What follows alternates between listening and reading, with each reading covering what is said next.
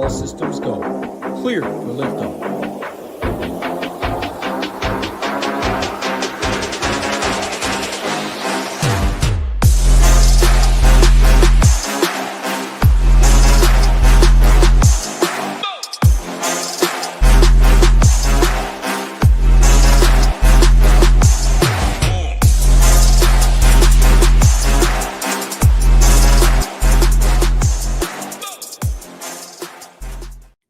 What's up, everyone? Tyler Tamboline here, aka ToeTagginTambo, back for another edition of the Monday Night Football Showdown show, wrapping up Week 13 here on the Ship It Nation YouTube station.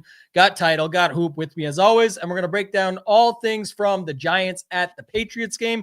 Interesting little tidbit. We just looked it up before the show. Both these teams have a bye next week. There is still byes next week for 4 teams. So Carolina, San Fran, the Giants, and the Patriots. Hoopster, another big Week 13 for the community. I know that much. And shout out to our friend last night. She took down $44,000 in the Showdown slate. Love to see that. The logos have been up top all season, but the Showdown particularly has been nice. What's going on, man?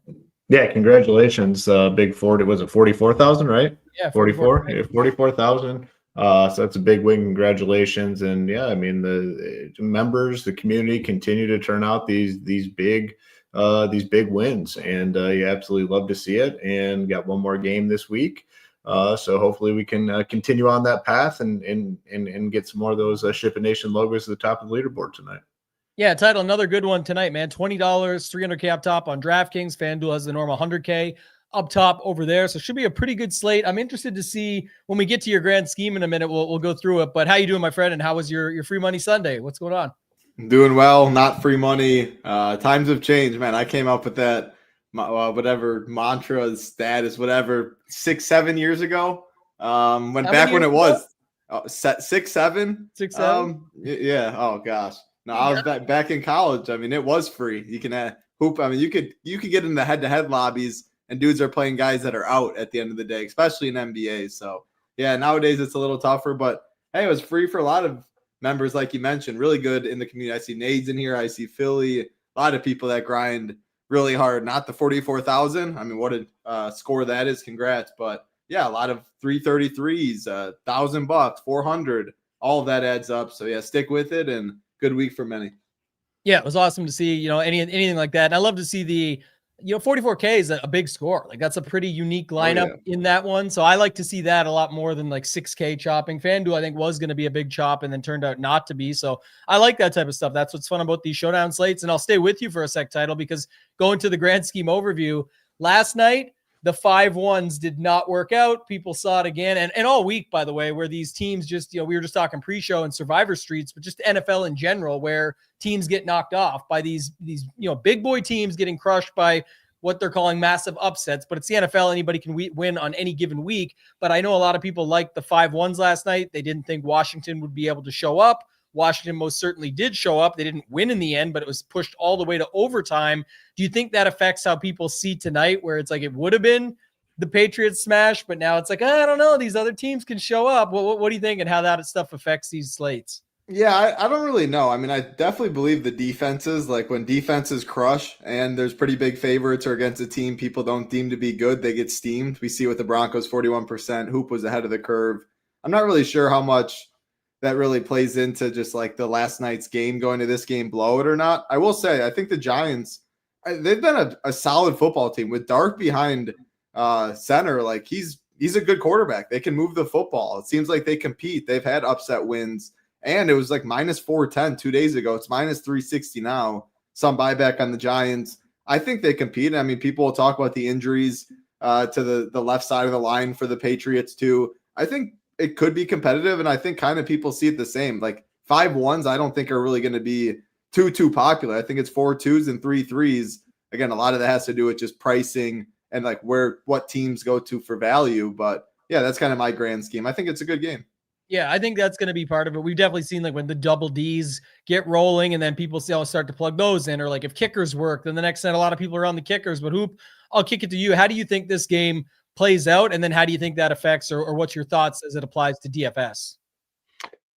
Well, I think like the Jackson Dart thing, like the Giants have what's the best way to put this? Their results haven't really matched up with the way they've performed on the field. I think they could have more wins. I mean, they're like just terrible in the fourth quarter. Gave away that Denver game, gave away the game against the Lions. They should have beat the Lions. So they're definitely better than their record indicates. And I'm kind of leaning in the direction that this is a competitive game. I think the Giants have a chance to, potentially win this game. I think it's at the bare minimum, I think it's competitive. I don't think it's like a blowout sort of situation. So for me personally, I'm going to be looking more at the 4-2s and 3-3s and not necessarily the 5-1s. Jackson Dart can do some things out there for sure and get his guys the ball. So I'm more in on the Giant stuff, I think, than the field will be. Yeah, that's what we like to see. So we'll break it all down. We'll go to our captains here in a minute. A couple things like Scooter had said here was, the good thing about the win-loss outcome has zero impact on DFS. That's because Ross said this. I thought this is a good one. Giants can compete, but they've mastered the art of losing. That's what it felt like with Washington last night. It was a great game, put up a wonderful fight. You were just waiting to see how Mariota was going to mess it up at the end. And I know watching I fell asleep for the OT, but watching the highlights, I saw a little bit of the breakdown of it. It looked like they marched their way up the field, and then from there it died out. But either way, just noting it, it's these types of games where you can get a lot from a DFS perspective out of it. And Title, you know better than anyone else. We use it all the time. But your ex-worthy, winning the Super Bowl 113K shipper, that was pretty solid in a 2-4 build where the Chiefs just got crushed by the Eagles. So even those types of slates, you can see it work in your favor, and I think that's interesting for tonight. So I'll kick it to you first, Title. Give us your thoughts at the captain position on DraftKings here with Giants at the Patriots. Yeah, little things also, like the worthy build to bring it up. Like I had the Eagles defense in it, a defense against your captain skill position, a little thing in Showdown, leaving money on the table. Like you can play good players and still have pretty, like last night. I mean, Traylon Burks, kind of like the chalky value play. Oh, Troutman. She played Troutman over. That was sharp. But regardless, Burks was up there for a while. It was a well-built lineup. But little negative EV correlation things, that's actually can be good in Showdown. Because it's a random game we play. So in terms of captain, the first thing that stands out, always look at captain ownership. Drake May 23%, Travion Henderson 20%, about 45% right there just with two guys. And honestly, I wouldn't be surprised. Lately, it seems like the chalkier captains have gotten even more steam. So that could be 50% between two people. If that's the case, I mean, I think they're solid plays. I do prefer Travion to May just because you get a $3,800 savings. That's a big price difference. Henderson looks definitely too cheap on the slate, even with Ramondre back. Drake May, he could still be the highest scorer on the slate and not be the captain just because of how the pricing works. So probably going to be underweight May, and I'm in agreement with Hoop. I think the Giants can compete. It's like Wan'Dale Robinson at 6%, 7%. I definitely want exposure there. Tyrone Tracy, 5% captain, 30% in the flex. Him and Singletary, like Tracy definitely had a lot more work than Singletary last week, where before it was a little more rocky. It was like almost 75% of snaps Tracy played. If that's the case, the other side, if they compete, the other side of like the road dog at the end of the day, I mean, he's going to be super low on. People don't like playing running backs in that spot. It gets you on a whole different game environment. I think that's pretty interesting. Theo Johnson, 5,800. I do have a little interest in those mid-tier, maybe mainly him, but like the middling build that can avoid the Daniel Bellingers of these really cheap guys. Theo's a number 2 target at the end of the day for Jackson Dart. So I like the Giants captains more than I think the field does. And I'm a little worried. May Henderson being 50%. I like the Henderson one, but May at that price, I think I'll be underweight. Yeah, Nade's brought up a good point too in the chat. We talk about this all the time, but with specifically on Showdown, the roster construction, like we've mentioned a little bit previously, and talking about how to play the game, is that all that trickles over even further, Hoop, to where now you get the most common builds that also have them. So like, yes, it all makes sense from a math perspective, but some people just don't think of that as much, where it's like if you're already on a 4-2 New England, which is a very popular build, well, 75% of those builds might have the 50% of the total captains. So it's like anything like that can be a different. Like you could still have a 4-2 that's different with Stephon Diggs or Mac Hollins or something, and then you can be on the more popular build style, but in a different style of build. So give us your thoughts of the captain, just anything else you want to add from that standpoint. Yeah, I mean, to me, this isn't a slate where two guys should be getting like close to 50%. And, that's kind of what we're showing here with May and Henderson up top. That's not saying I don't like those guys up top. I definitely do, but I just don't think it should be that extreme where they're getting that much ownership close to half the field. Definitely going to play them. I don't think I'm going to get to that number. Like, I'm fine with a lot more guys. I will be spreading it out a little bit more. Yes, May and Henderson will be a part of it, but Dart, Diggs, Wan'Dale Robinson for sure. I like the Tyrone Tracy call. Hunter Henry. I like Hunter Henry a lot up top. He's like the perfect captain guy. He's had these just monster nuke games, and then he's had these pretty quiet games along the way. So he's perfect for a captain. Talked about Theo Johnson should be pretty low owned. Like, I want to spread it out a little bit more than what the ownership's showing.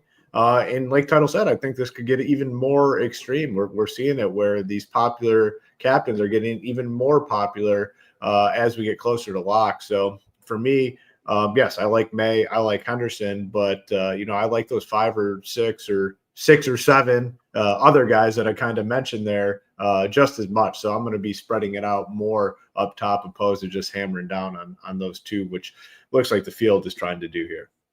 Yeah, they're definitely going to be a huge part of what people are doing out there. When you look at like their optimal rates, when you see what the contest sims are pushing, all of that stuff, it's just pushing more and more of those guys in, like Tyler and you have said, where they could be even more popular than we see now. And just a quick note, I said in the Discord, this is my Mona Lisa hoop, the quick marketing as we extended in through Monday, but you get in ship it games for the rest of the season. We've talked about that a ton, right? $85,000 in cash and prizes up for grabs, but I kept it old school. Do you want 69 for the monthly with SaberSim, or do you want 6-7 with the 167 for the entire rest of season? So, we're always sticking with the trends here at Ship It Nation. It is funny though, how much the programming of that works. Like Title said it, wasn't thinking to say it. You added it, and I know you added it, and that was fun. But for the most part, you'd be surprised how often you'll hear it now, right? And I think you told me this before, Hoop. Like when you're buying a new vehicle, you're like, yeah, I'm thinking about this new truck. And then you're like, then I started seeing the truck everywhere before, right? And now you end up buying the truck. And it's like, oh, that's all part of it. So everyone starts saying 6-7 now without even knowing it. And I hear it on the commentary and everything, all that stuff tough, too. Man. Yeah, tough scene. All right. I think the one thing that's most interesting is just the savings up top, because both these guys spread it around from a quarterback position. So that makes sense for May, makes sense for Dart, who, by the way, Dart looks like he's the third most popular captain, and probably for good reason. But even on Dart alone, like the stuff I make fun about, like Drake May Holmes, well, that's perfect in Showdown, because you want, if a quarterback spreads it out like that and has legs that he runs with, it's a great opportunity. That's why you're seeing May pop up. But then it also leads and bleeds so much into the winning team side, and nothing is safe. We talked about this pre-show. I'll hit it again here. If the Rams can lose yesterday, the Patriots can lose tonight. Will they? Probably not. But that's just the note of when you're seeing that stuff, it sort of leaks into that. And Dart is $2,700 cheaper at the captain. He spreads it out just as much. There's Robinson, Slayton, now Hodgins is in the mix, Theo Johnson, Bellinger will catch some grabs, things like this. So I'm just as fine with that. And that's where, like you said, if you go underweight even, and you're not playing those guys, I think that's what people always struggle with. It's like, it has to be lock or fade. It's like, or overweight or fade. It's like, if you can go overweight, you can go underweight. So you can play less of Henderson and May. You're still going to have them build in the way you want, or accordingly, like I always say, but then you get Dart, and you can get overweight on him. You can get overweight on Robinson. You get overweight on Theo Johnson. You can get overweight on Slayton, whatever of those guys that you like.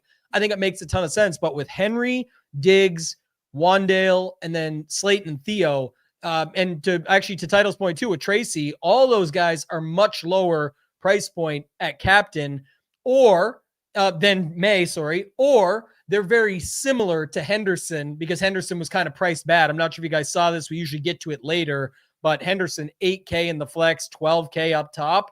And then if you go to like FanDuel, 11.8 in the flex, 17.7 MVP. So just quite the discrepancy there on Henderson. But now all those other guys sort of are in his realm. Diggs is an overpay to Henderson Title. So I don't know if you want to add to any of that stuff, but I just think that some of the thoughts around that are you can still get some pretty good balanced lineups that way too.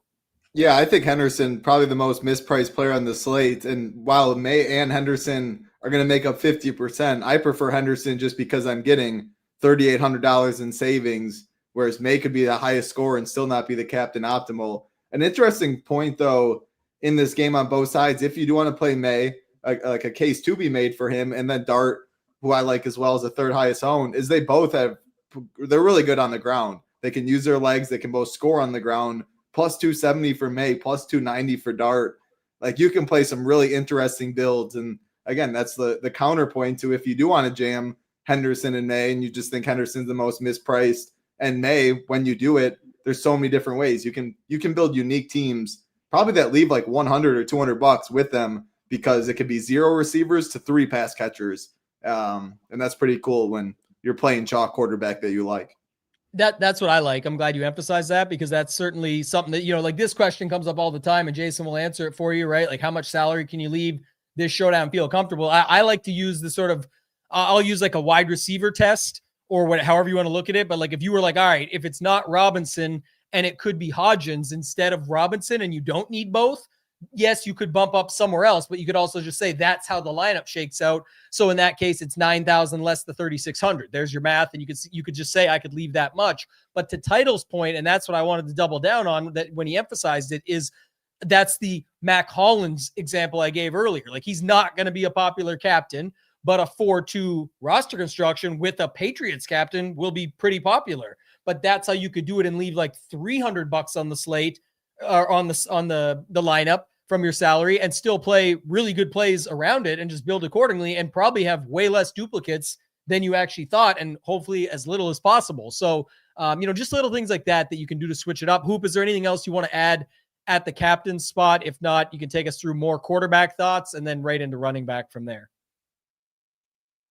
The one thing I was going to add about the quarterback captains, obviously May much more highly owned than Dart, is you can get, I'd say, pretty unique when you're playing those lineups. There's like a lot of different ways to go, and some of these pass catchers are coming in pretty low owned. So like, if you are playing those captains up top, or those quarterback captains up top, there are ways to go ahead and play that lineup quite a bit differently. Like you said, dropping big chunks of salary for sure, but just the guys alone that we'll talk about when we get to the pass catchers. Some of them are pretty low owned relative to the slate.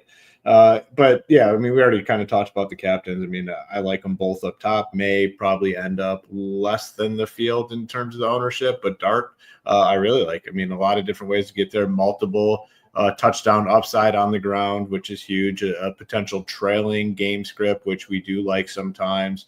I think he's totally fine, and we're showing, about 13. It's probably going to end up 10, 11, 12, 13, somewhere in that range. And I think, I would probably be over on him. Maybe play, here's one thing you can do. Maybe play May and Dart the same up top. Maybe you find a happy median. You play them both 15 or 16 or 17, somewhere in that range. And that's one way to be a little bit different in the field if you are MMEing on the slate. But I like both of them individually. I think both solid plays.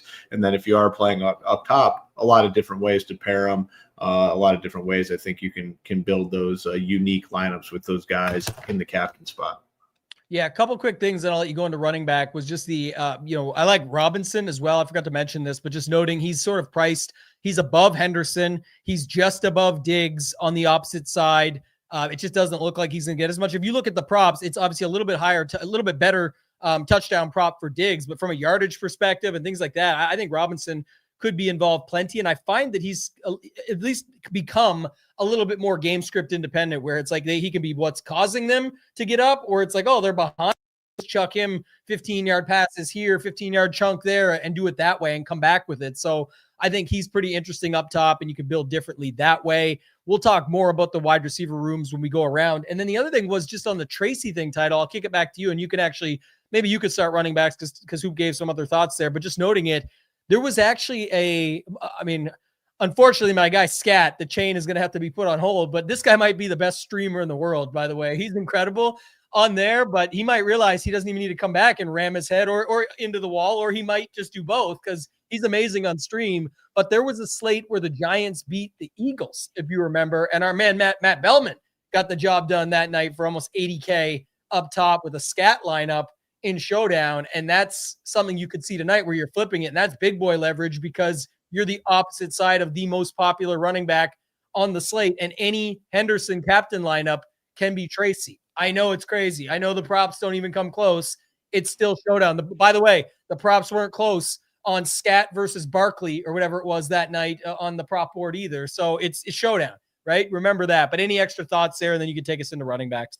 Yeah, and I was just thinking on it on the way to the gym this morning, just like the JSN stuff. If Brasmer or whatever his name is doesn't throw that underhand pick six to make it 10-0 and he scores a touchdown 7-3, like that's just a whole different ball game. One thing, like they need to throw the ball. They could throw the ball the next 2.5 quarters. JSN could have 100 yards. Like they didn't need to at the end of the day. Like 1-2 plays in the game could just change the whole game script and miss extra point, little stuff like that. So yeah, like if they get ahead 14-0 or just 7-0, I tell myself, if I think if Tracy's on the captain on the winner today, and I know that, I probably think it's more of an under game and just weird stuff happens. So I'm more likely to play defense. I'm more likely to probably leave more money. You can leave more money when unders hit because points aren't scored as much. So yeah, I mean, every single game, you watch the Panthers-Rams game, you watch stuff every Sunday, random stuff happens, embrace it in Showdown because you can win once every 5 years. But when you're winning 100K or 80K or 44K, like you can play a long time. So yeah, those are good points on all that. Running back, to be honest, I like all four of them because Singletary we're showing 14. I mean, I wouldn't be surprised if it was a little lower. He's my least favorite still, but Stevenson I like quite a bit. It's leverage off of probably the chalkiest play on the slate or the second one. He's plus 215 to score. We have Tracy plus 220, Singletary plus 240, Travion minus 110. Like all of these guys are involved when Travion. We know Stevenson works into Travion or like eats into Travion's workload. Singletary still eats into Tracy's. Now, last week it was a lot of Tracy. The week prior was a good amount of Singletary. We don't know what coaches do. It should be Tracy. I will say both of them seem to be a little overpriced, but that's keeping their ownership in check. So I probably wouldn't play both of them together, but they're low enough owned. If you fall in the box once, if you're Singletary, Tracy has more upside. Yeah, I think it's a good way to get different. So I like all the running backs. Yeah, I think that's another thing too. I just want to see this quickly here just to look at it now that I have it up. So Tracy is 47.5 to Henderson's 65.5. Again, we look at the props a bunch on here just to get a feel for it and see. The all-purpose is 85.5 to 70.5. It's not actually that different. Obviously, the touchdown stuff, big difference. But a lot of people don't remember this, and it's the same when you're using SaberSim. We talked a ton this morning about pairing up the Stone with SaberSim on our Takedown Breakdown show. And the idea here is like Jordan did a great show with us during the golf season. I remember we were talking about like, oh, if you like this cheap golfer, you got to throw him in, but he's going to mess with your ROI or it's not going to project as good. Well, yeah, you didn't boost his projection. You just went off feel and said, I like this guy. In this thing here, you're not likely to go in and change it, and it's median projection. But if you have Tracy taking the lead, that game that Scat ended up top, he had 46.5 captain points. So, it's a point, it's 1.5x, but I'm just saying he had a ton of points up there. That would not have been his median. So you would actually have to go in and change it. And then all those things flip. That's where you can put Tracy in and say, what if he gets 100 all-purpose yards and Henderson gets 75 and Tracy gets a touchdown and a few catches or whatever it might be. So that adds up. That's where you're flipping the game script. So you got to remember that when you're building your stuff, your inputs are your outputs. But I definitely think that's interesting. The numbers aren't as far off as one might think they would be. But Henderson's the slam dunk because the price is so bad. By the way, last time someone's price was so bad, Brock Bowers was nowhere near his game yesterday that he just had on a Showdown slate either. And matchup was still good. It wasn't just because of the price, but a way higher factor into why he became so popular and why I think Henderson will be so popular is matchup and price. You can look at the Stone, see how good the matchup is too. But guess what?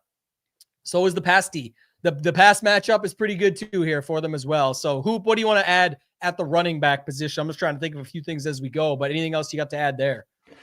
Yeah, I mean, typically don't like these backup running backs all that much, but this slate's a little bit different. I do agree with title, all four in play here, and I think solid plays to some degree. I mean, Henderson is the obvious play of the slate at 8K. He's going to be very, very popular. We know all that. There's nothing more that really needs to be said.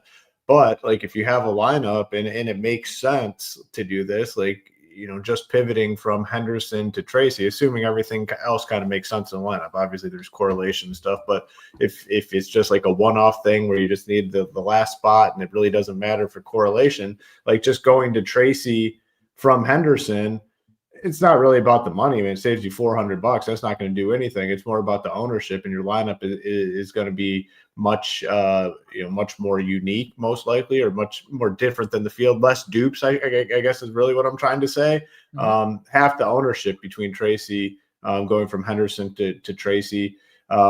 Stevenson, fine with him. I mean, he has the ability to get in there, catch a lot of passes. He can pay off that 5K, I think, pretty quickly. Singletary, 12 carries, and then 14 carries last week. I mean, so I know that game did go to overtime against the Lions, but he got a lot of work. So I think all these guys are in play today. And, when we go to wide receiver, there's a lot of question marks. So probably leaning these guys, even Stevenson and Singletary, over some of these, maybe wide receiver 2s and wide receiver 3s that we're about to talk about. Yeah, I'll let you take us there in a sec. Just want to answer JP Mack quick. There's a couple options. One, the offer you see on the screen. If you just want to try out for 5 days, ship 19. That's going to get you tonight. Thursday, you'll be able to check it out, play your 20 lineups, see how that goes. And that's with the with the core all access package. So you would get other sports with it, but you'd only pay $19. But the better deal for sure, especially if you want to check out the optimizer, is like we talked about here. I would just do the $69 a month, because you'll get a bunch of slate setup. You get week 4, the rest of 13 tonight, 14, 15, 16, 17. People, some like playing 18, some don't, but this gets you the rest of ship it games. It works out to very little over the monthly price across all the slates. So I would check that out. We appreciate you, and just hit us up if you have any other questions. So Hoop, I'll let you stay with these wide receivers. I mentioned Wandale a little bit earlier. Hodgins has been in the mix a little bit more lately, but we've got Dart coming back. We'll see how that goes. And then we've got Diggs, Hollins, Booty, Douglas. Of course, the Patriots side is always fully loaded, but give us your thoughts here at wide receiver. Yeah, I mean, for me, it definitely starts with Wandale. I mean, I guess the reason he's getting some ownership, but not too much up top. I mean, only showing like 6%. I mean, I think he's got to be a phenomenal play on the slate. The quarterbacks are getting more. Travion Henderson definitely getting more ownership. You got a guy that can get like 15 targets, 10 catches. You got a guy that can be the optimal captain without scoring a touchdown. He can get 10 for 120 if all goes as planned. So I think he's a phenomenal play in all formats. Perfect guy to put in there if you are going dart captain. A guy that, again, I like up top in the captain spot himself. Definitely my favorite pass catcher on the slate. I'll stick with the Giant side. It definitely gets dicey after that. Hodgins, Slayton. I just think these guys are just better suited for the dart captain teams. You can play Wandale independent of dart captain, but these other guys, kind of prefer them in those sort of lineups. Slayton has a pretty uncomfortable price tag at 6'4". It's always at the 6'4", we always kind of talk about it. Like when you're in this sort of range, you got to do something. You got to do a little more than something. You got to, maybe, pick up 5 catches or get in the end zone. It's a real price tag, and, it is kind of tough. So kind of prefer him better, I think, in those dart captain teams. The New England side has been difficult all season long, really, to pinpoint who it's going to go to. Diggs is obviously the most stable option, but he's been boom bust. You got Mac Hollins, you got Booty, you got Demario Douglas, and now they've introduced Kyle Williams as well. So it's like 5 wide receivers that are going to get mixed in there.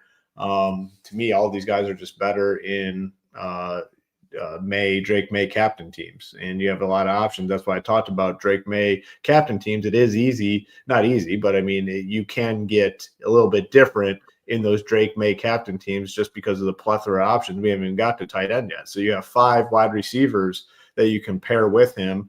You can pair, 2 of them, maybe 3 of them, 1 of them. So you can do it a bunch of different ways. So that is definitely a plus to going Drake May at captain. There's a lot of different options when it comes to roster construction. Just looking at it, who do I prefer? I don't know, man. Like, to me, I in this scenario where I really don't have a strong lean, I'm just going to run the teams and kind of take what I get. And I just, after Diggs, I just really don't have that much of a preference. I mean, Hollins and Booty, 6'2", 6'8", like they're priced there right with Slayton, where you got to do a little more than just something. Like you gotta do something plus a little bit more. So it is uncomfortable price tags for those guys. So probably more, again, like Drake May captain teams. Yeah, I want to adjust just to go back a couple things here real quick. One is, we do, look at the stone and you look at the matchup. It's not that great on paper for what you're going to see. But I will say when it comes to Showdown, this is why the deep dive and the thought process matters a little bit more, the game theory of it and all of this, because if you look, they're both like everything's accounted for, right? It's already, like we said, it's already baked in. So the books know what the matchup is on both sides of the ball. The books know about the split. Devin Singletary has his own props. Ramondre Stevenson has his own props, and it's still that close. And that's with how bad the Giants are against the run and how good the Patriots have been against the run. And then we'll wait and see how it all shakes out. But I'm just saying that that's all factored in. So you have to remember that as well. And I even think that's important, Title, when looking at these wide receivers. I know in Showdown, it matters a lot more because we're comparing 5 flex spots. So I want to bring it up from this perspective to you, but just looking at this specifically, Darius Slayton on paper, he's boom bust. He's a ceiling guy. Like he's going to have to catch it, whatever. But if you're like thinking about it this way, as he's overpriced, and last time we did this with Hunter Henry, it did not go well. Hunter Henry had himself a huge game, but just noting it, if you look, can you believe Hunter Henry is 7,400? He's 1,000 more than Slayton. They have almost the same yardage props.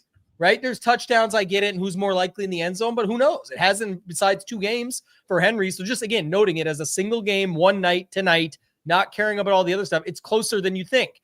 If you go look at Mac Hollins, he is 6,200, almost the same price as Slayton, pretty much the same prop. How is he any different? Almost, just about the same thing there too. So while sometimes people like an Isaiah Hodgins title makes people think like, well, then how could I pay this much for Slayton as they slide Mac Hollins or Henry into their lineup for the same or more money for the same shit? It's like, it's just all what your build tells a story and makes sense. But I'm just noting a lot of this stuff is already accounted for. And I just don't think people deep dive and see these things. Go ahead.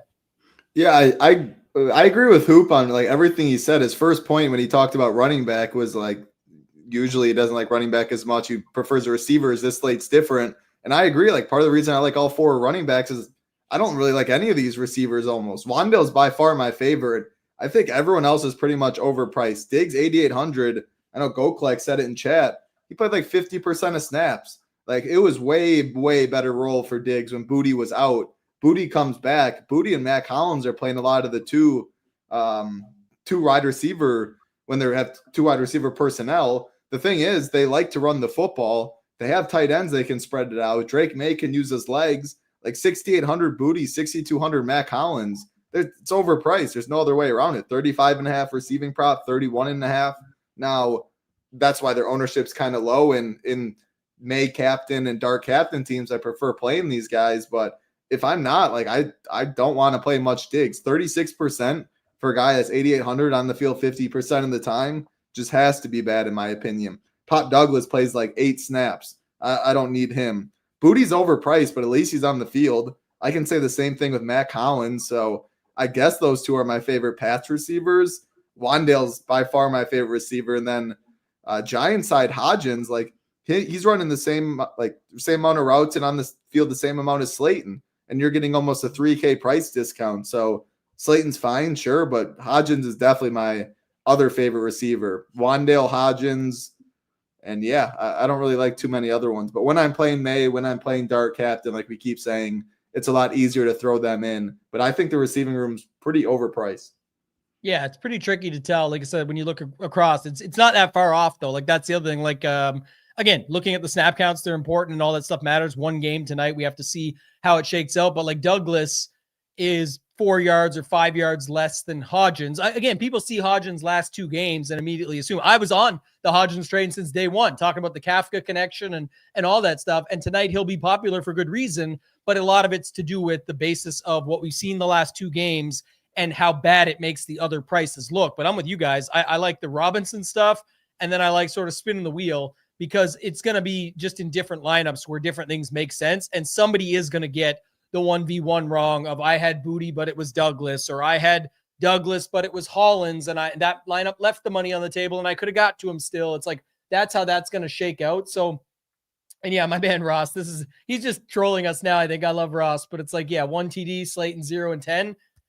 Tonight could be an 80-yard touchdown, another 30-yard catch, 2 for the one, whatever it is, and the bonus and the touchdown and the scores and all of that. Like, you just have no idea until it happens. But what you do know is what is considered overpriced, what makes the ownership lower. All these other factors is all the information we have going in. Nobody that's doing a show knows the results. All we can do is talk about how to try and put the pieces together, and that's the key here. So looking at it from that angle could be tricky. Hoop, I'll go back to you for the tight ends. Hunter Henry, Theo Johnson. Then it's after that, it's a bit of a spin the wheel, but sometimes you see a guy catch it and like, oh shit, that's actually Austin Hooper. I thought I was did have the big game after we looked at his game log there that time. Yeah, it is tough when you're watching those Patriots games and you're rooting for Hunter Henry and the pass goes to Hooper and you think it's Henry and it's not, it's Hooper. Their bodies are very similar. Their numbers are, I think, one apart. One's 85 and one's 86 or something. So it looks like the same thing, same first letter of the last name. So but in regards to DFS tonight, I think like Hooper and Bellinger, just better for those Drake May and Jackson Dart captain teams. We kind of talked about it with those wide receivers. Like I'd throw those two in the same category where if I am playing them in flex, it's probably more going to be in the quarterback captain teams. I think Hunter Henry is a phenomenal play. Boom bust nature, perfect for DFS. He's had monster games this season. 7,400, kind of right there with Travion Henderson, who we know is going to be very popular. So I'm in on Henry, and then I really like Theo Johnson too. Kind of breakout season for him. 5,800 is cheap. He's priced, kind of similarly to a lot of those wide receivers that we just talked about, and I prefer him by a mile, and definitely prefer him over those backup running backs as well. And not looking like crazy ownership on him. Like I figured he'd be higher owned. Captain, he's getting like nothing. Flex right around 20%, 21, 22. Like I think he's a phenomenal play when you start factoring in ownership in that sort of thing. So these two tight ends, the top tight ends, are two of my favorite plays on the slate when you factor everything into the equation. Then Hooper and Bellinger but better suited for those quarterback captain teams. Yeah, there'll be separators, or like you say, separators to make those more popular captains work. So I like that call out as well. Title, the price discrepancy, like you talked about, even on Theo Johnson, 8,700 in the captain. We hit on that a little bit earlier, but now even in the flex, 5,800. Then to Hoop's point with Hunter Henry, again, lots will play him and Henderson together, but more would just play Henderson when you look at him at 8K than they would at Henry at 7,400. So thoughts on the tight ends, the backups, anything else you want to add there? Yeah, I like Theo Johnson. I think the price is good, but outside of that, like Henry feels overpriced to me. Bellinger and Hooper, like they don't sound appealing. If I'm playing 8 teams or less, I'm probably not playing either of them. They'll trickle in. Maybe they'll catch a touchdown is the reason you're playing them for. But yeah, I think like 7,400 is a big number, and we're going to go into kicker and defense. I think this is a slate. I like them a lot because I think I can go from Henry, Booty, Slayton, Mac Hollins, and just go to either kicker, either defense. And it's like 2,000 there. And I don't really see myself giving up anything. So yeah, I'm probably going to be underweight on all the tight ends except Theo. I think Theo's a great play. Yeah. And I'm curious too, like, I guess the thing about these, especially on the New England side, just to wrap up sort of pass catchers in general, they're all very expensive for if we don't get like a super high scoring game. Right. Because then it's like, who's actually need? That's where like Henry's 15 points could be phenomenal, because it's like, who knows if the other guys don't come through and they all just get a few catches, and it's more run the ball and just stop the clock, or sorry, keep the clock running and move it short passes over the field. You could see a lot more running backs, tight ends, quarterbacks, defenses, kickers, like stuff like that is required a lot more than the wide receivers. And that'll be a lot of dead lineups because we got to play roulette on the wide receivers. So if you have a single entry or something like that where you can find a way to build it in your favor, where you're comfortable with it, it tells a story and you don't have to guess in that position, I wouldn't be afraid that everyone else is going to guess in MME stuff. Sure. But in like a single entry, it's going to be less people doing that. So I think that's where you could just sort of stand by with what you like. All those guys, big price tags to hit. If Diggs, 8,800, 62 Mac Hollins, 68 Booty, 74 Henry, like you said. So yeah, I like that call out. I think that's another interesting thing about tonight. It also makes me think, Hoop, before we go to kickers and Ds, a little bit about the roster constructions. I know we'll have mixes of all of them. I'm just in the portfolio stuff, but even for like, if I had a single entry, I would highly consider the Giants 3-3. So Giants captain 3-3 or Giants 4-2 at the captain, just because you can afford a lot. You could still get two of the better options from the Patriots side and be just fine. And maybe not even have to guess on the receivers, but because the pricing is a little bit better on the, Wandale's not better. He's $200 more than Diggs, but if you go with Wandale and then you get Theo, who's less than Hunter Henry, you could be able to still mix in some of those guys and get some different builds that way that I'd be more than comfortable with, just because of how expensive all the pass catchers are for the Patriots. Anything else you want to add there? If not, kickers and Ds.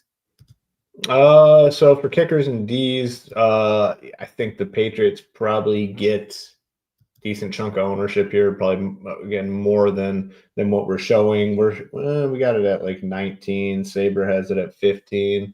It's probably into the low 20s would be my guess, just because people are going to look at this and they're going to look at those wide receivers that we talked about and just say, man, just give me like the defense over that. So I think Patriots gets steamed up a little bit. Giants, I don't have a ton of interest in, but kickers, I will say, man, this Borregales guy, he's on my season-long team, and he gets the job done. He definitely gets the job done. It's my starting kicker for my first-place team, and I'm definitely interested tonight at 48. Cheap price tag, big upside, phenomenal play.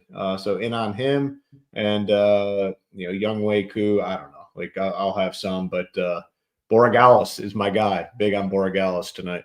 You got the game log for him? What do we got game log? All I know is he's led me to a few victories. He's had some he's had some monster scores. Let's see, he's had 18 last week. He had 13 a few weeks ago, a 9 spot. Like he gets the job done, that's for sure. Borregales captains tonight title. What do you think? Yeah. I don't know if I'm gonna go that far. Maybe I'll leave that to Hoop. But yeah, like I said, with their pricing, I think if I think pretty much the whole wide receiver room is overpriced, Hunter Henry's overpriced, they're all priced above kickers and Ds, I can easily see money being dropped and them outscoring them. So, yeah, I'm going to play all four of them.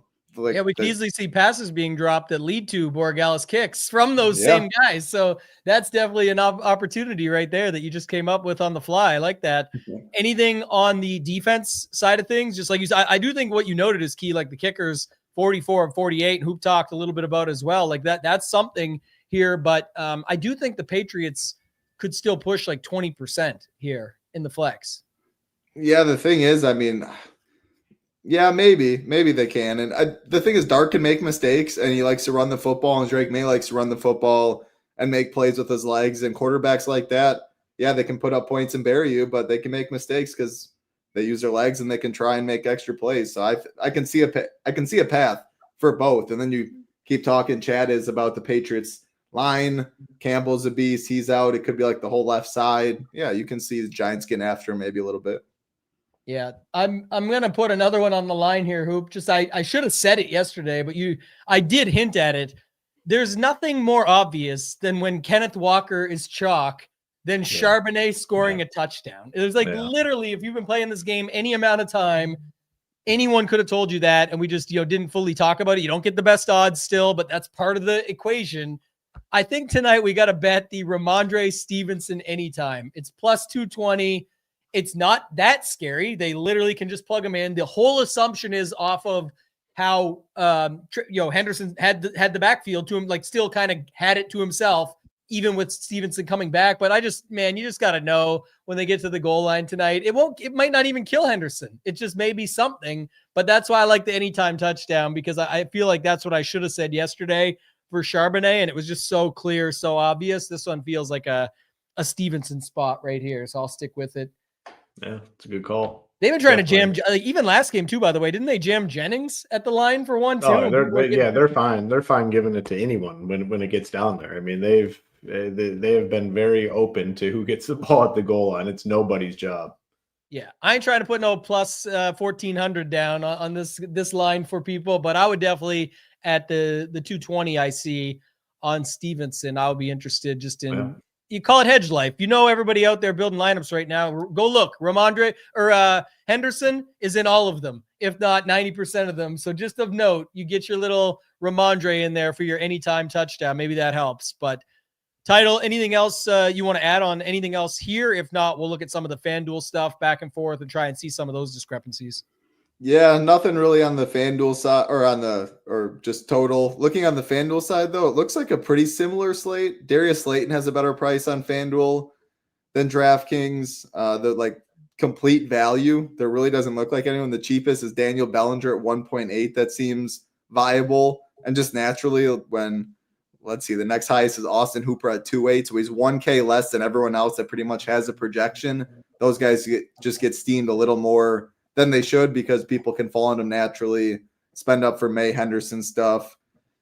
Hodgins has a good price, but he does it on both sites. Yeah, it looks like a really similar slate. Borregales, I think, is going to be pretty popular. Drake May, Henderson. I'm not seeing too much different. Mac Hollins break the slate night. I know we got Darius break the slate, but why is Mac Hollins 8,600 on FanDuel when they basically put Hunter Henry at the exact same price? Like everybody else is sort of normal. Stephon Diggs, I guess he's big boy price tag. Yeah, they got those guys up there. Like Diggs 11.4, Henderson, the 8K on DK, he's 11.8 on FanDuel. The Mac Hollins for sure at 86. That stands out as opposite he's not really great on DK. He's definitely not great on FanDuel at 8.6. Even like Ramondre has a bigger price, like 7.2. Devin Singletary 8.2 for Singletary. So they've priced a lot of these guys up. So I think roster construction is probably more difficult on FanDuel than it is on DK.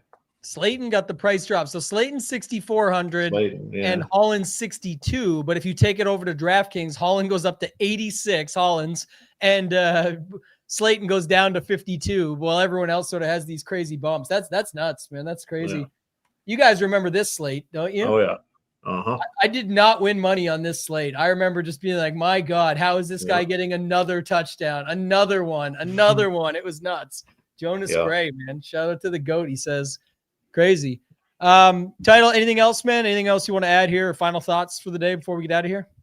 No, I'm hoping we see a competitive game. I hope we see something like yesterday. Mariota completely balled out. That was a good football game. I mean, just all the way till the end. I mean, the DN made a heck of a play. He had him wide open out of the flat to win it for the 2-point, and he made a heck of a play. Broncos continue to win games. I do not know how they win. We will see if it can carry on to the playoffs. I mean, the you can't blame like the refs all that often. That was probably the worst officiated game I've seen in a while. Like really, really bad calls, all in favor of the Broncos, like all of them. It was pretty wild. They needed them, but they didn't get them they didn't cover. So yeah, that's the issue, right? They wanted that. They didn't get it there in time. Mariota's too good. Mariota's too good until he's not. Yeah. What was this one? Oh, Nade's asked this, but somebody asked this earlier. Hoop, did you have any final thoughts on this slate? And this one was a good question. People asked about playing like Hendo, Ramondre together. So what are you banking on there? It's like you're banking on probably a Patriots blowout, right? Like where they win 35-10 or something like that. Yeah. Probably want to throw the defense in with that sort of build. I wouldn't play Drake May probably. No, all the touchdowns come through the ground. Yeah, you're saying 35-10. Those guys get 3 to 4 touchdowns combined, and the Giants really don't do much. So for me, it would be like those two with the defense and, maybe Wandale or something where he's getting a bunch of dump offs in garbage time and he doesn't end up scoring. Something like that is how I think you would build that. One of the things about that title is like those builds always, I shouldn't say all, I can't say always, nothing in DFS is always, but I will say those builds always end up so popular where it's like, because it just lands on the same thing. Once you do that, who made perfect points? It kind of has to be that game. You build to tell a story. If it happens, you still want to be part of the winning crew. I get it, but that's usually chopped heavily because if it lands on Wandale, guess who everybody plugs in as the run back? And then spoiler alert, the one touchdown they score isn't Wandale. It's not Hodgins. It's not Theo Johnson, but congrats to Daniel Bellinger on his touchdown. And some random person has it for like the 300K unique. And you're like, how the hell did they land on this? And it's just dumb shit like that. So it's hard to land on those builds and get them right. It is. I will say, like, the power using like SaberSim, or if you use an optimizer and you play a lot of teams, you will get gross teams. The team I was sitting up there with, I would net James Cook, a captain, and then all Texans players as dogs, like a 1-5, like no Josh Allen. It was the grossest team of all time. I mean, that's why it was a unique, because no one wants to click that button. And I lost but like, that's why when you win, if you do stuff like that and you keep the same bankroll, shout out yesterday, I can't remember her name, but 44,000. I don't think she maxed it. I don't know what she played, but if she plays that same amount every single week, like she'll be positive for a long, long time. And that's what you got to do. So when you win, how much do you win? But some of the builds are gross. There's no doubt about that. And I trust Saber. I will say, I won't do her full name on here because I don't know if she posted it on X under full name, but Hardest24K is her name. She said, I'm a big fan of you and Hoop. Been with you guys from the previous site and then Ship It Nation, which is why I followed you guys here. I'm also a lifetime Mastermind member. I've been slowly going through the videos on both Ship It Nation and Mastermind. So she's thanks us. And that's a huge, just crazy testimonials. Love that stuff when people are out there turning very little money into an absolute ton of money. 44,000 at the top last night. That's great stuff. And we've had it sort of all season long. We've seen it weekly, different sports, everything like that. So it's a lot of fun just to see it play out. But people are starting to realize, even someone said it this morning, Hoop, too, Andrew, our guy Chief, he always hits us up. He said, he said something that was so honest that I loved. I mean, the show's done anyway, so everyone wants to stick around can, but I thought it was good. He said, when I first joined, he said, I follow you, Title, and Hoop's Core, and I would just plug that in and roll. And he's like, I felt pretty good about it, but he said, not to be rude, but he's like, I never do that anymore. And he's like, it's not a testament against you. It's a testament for what you've created. He said, that's like, now I have my own process. I can dig into the data. I can use the stone. I can check stuff out and make good lineups and know how I got to them. And that's really what we've been trying to do since day one. It'll always be our thing over here. I love hearing stories like that because the cores are what people want and they followed them forever, but you're going down with the ship when the ship goes down, and we want you to be able to make it repeatable and know how you got there. It's awesome. That's why we've always said it from the beginning that like everything we offer is a piece of the pie, a piece of your pie. You have to determine what that pie is and the pieces that go into it. But it's just everything is one piece. Like we said it from day one. I don't want anyone signing up at Ship It Nation and say I'm just jamming Tambo's core every single day. And I'm going to hope it hits. If he hits, I hit. I'm riding with Tambo. Let's go. Like that is not good for anybody. And like, we want every piece of content to potentially go into that equation, every piece of content that you use. There's not one secret sauce to DFS. Like you see it all the time. Top players get to the top and then you never see their name again because they don't adapt to the environment. They don't adapt to the contest. They don't adapt to the changes. So it's a forever evolving situation. And I love hearing that. I love hearing that because we've been clear from day one. We're offering a wide variety of content. You got to find what works for you. You got to find what works for you as an individual player, improve your game, put in the work. There's no secret weapon here. There's no end all be all. There's no piece of content that if you use it every day, you're going to win. No one's offering that. That's why such a pet peeve of mine where people will say, oh yeah, sign up for us and you're winning on day one. You're going to win. We'll make you a winner. Hell no. That's not life. That's not reality, no matter what you're doing. Yeah, you still got to put in the work. I always use the personal trainer one title, but you go there.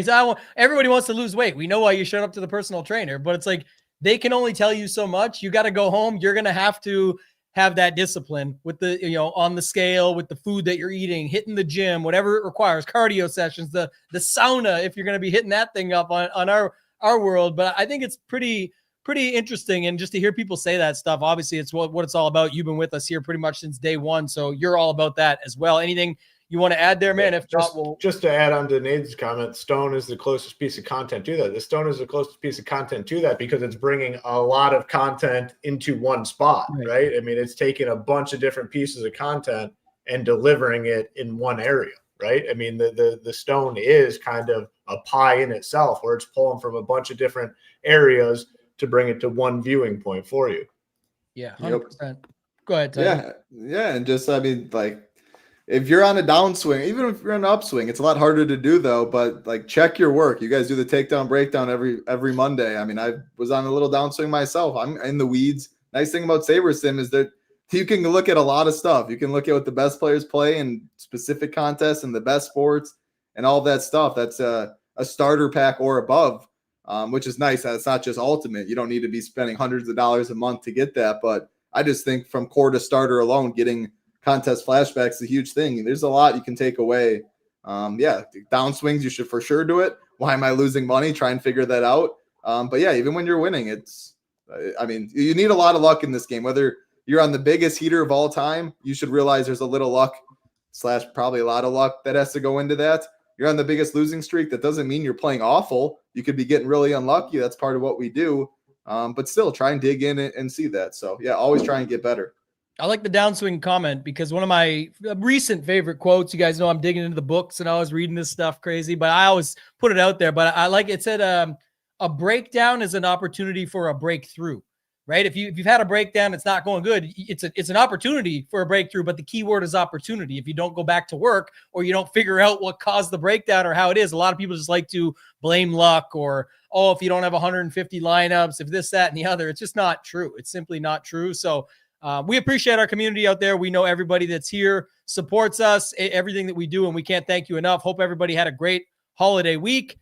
I think that's going to do it, Hoop. Anything else you want to add, man, or good to roll? Good to roll. Good luck tonight. And like I said, let's finish off the week strong and get those Ship It Nation logos to the top of the leaderboard. Let's do it. For Title, for Hoop, and for myself, ToeTagginTambo, thanks for watching. Let's ship it.